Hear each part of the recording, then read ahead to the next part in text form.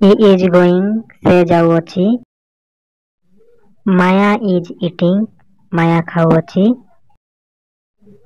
We are playing ଆମେ ଖେଳୁଅଛୁ। They are going ସେମାନେ ଯାଉଅଛନ୍ତି। I am going ମୁଁ ଯାଉଅଛି।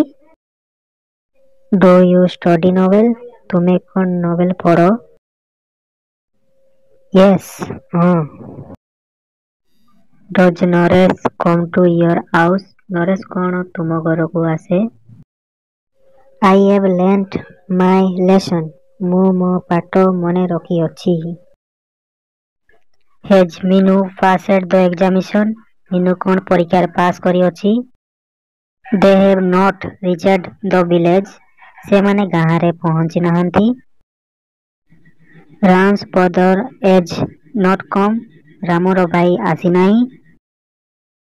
Have you written any letter Mita ତୁମେ କ'ଣ ମିତାକୁ ଚିଠି ଲେଖିଛ? Yes I am writing ହଁ ଲେଖିଛି।